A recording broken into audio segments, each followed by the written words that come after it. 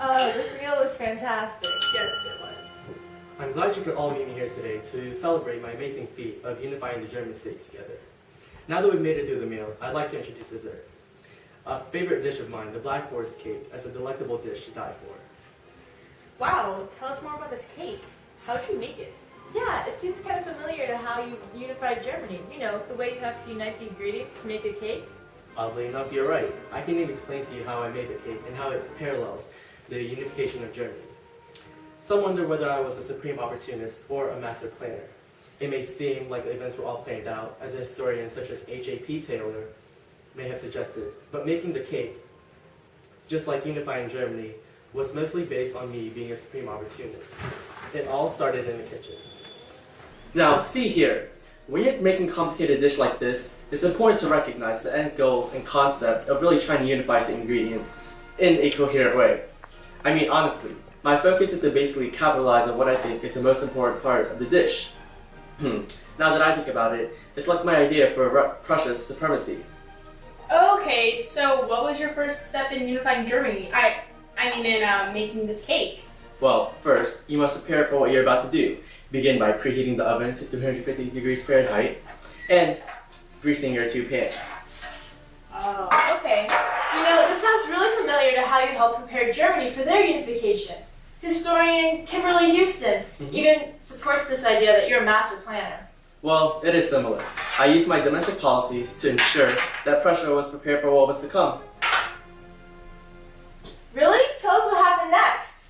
Okay, well, the cake baking continues together by whisking together the sugar, flour, cocoa powder, and baking soda and salt in a large bowl.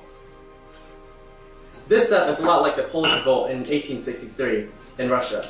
See, I decided to put my troops in Russia to help my Russian neighbors out. Also, beating together all the ingredients was like beating down the revolt. Oh. Well, how did you know that this revolt was going to happen? Actually, you know what? I didn't. For example, historian Henrik Bering points out that this event couldn't have been precipitated and that I used the situation to my advantage. And honestly, this is pretty true, because I got Russia as an ally while putting down any possibility of any revolt in my own empire. Oh, so do you mean to say that you were really just a supreme opportunist? Basically. So that's how you handled the Polish Revolt. Actually, that was the first part of making the cake. That's right. What was your next step? Let's look at the second part of the process. Now, you have to add the eggs, milk, oil, and vanilla. Then beat for 2 minutes. How in the world does this relate to German unification? You know, without these ingredients in the cake, it would never be complete in all its decadence.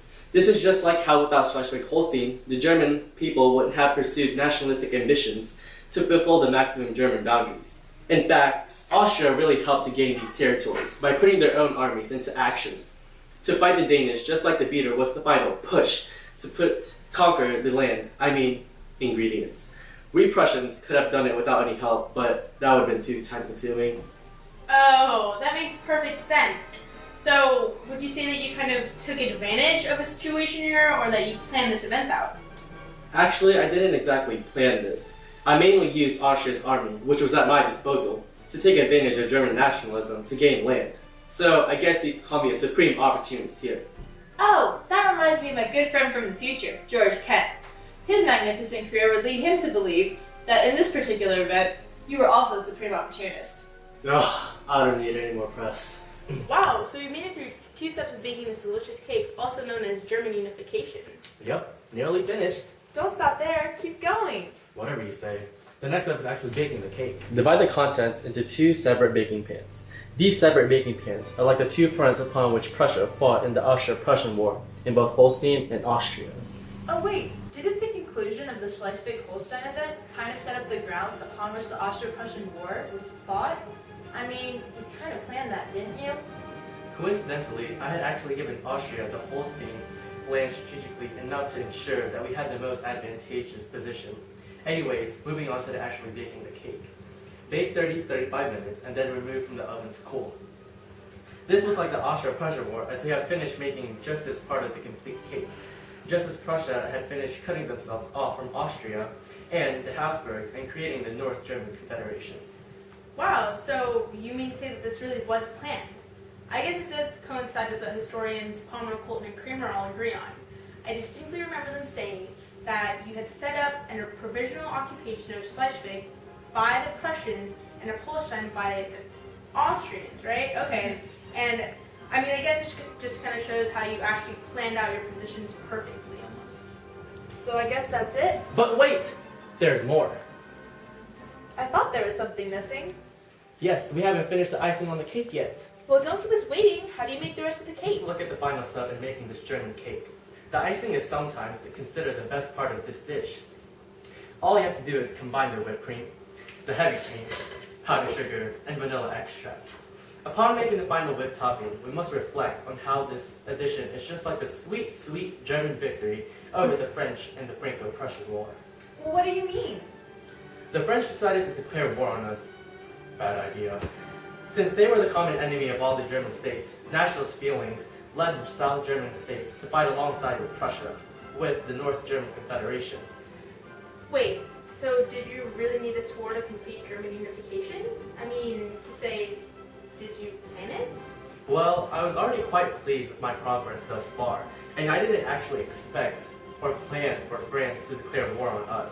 Honestly, I was a bit surprised, but I decided to take advantage of the opportunity that presented itself. Hold on.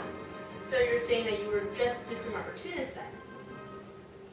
I'm going to have to admit that in this situation, yes. I was actually just a supreme opportunist. Historian Bernard Mial demonstrated with this compilation of primary source letters by me that the only possibility of planning was with the Hohenzollern caricature and manipulation of the Ems telegram. However, you admitted that you were not certain of the possible French reaction and went with the flow. Geez, so you mean to tell me that all these international events and this war were really just the icing on the cake, in both the literal and figurative terms? Guys, I have it! Wow, looks great. Yeah. So you're done baking the cake and making the whipped topping. You've iced it and now presented it to us in all of its glory. How does it really feel to have finished the cake and finalized the unification of Germany? It's wunderbar! Okay, whatever that means. Anyways, looking back at all these events that led up to the final product, would you consider yourself more of a supreme opportunist or a master planner? I'd like to say that I was a master planner, but honestly, I just took advantage of the opportunities that presented themselves. Well, I guess you're right. Even some historians agree that... No, who even cares anymore?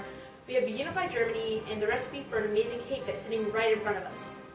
Which, looks really good. You're right. Dig in!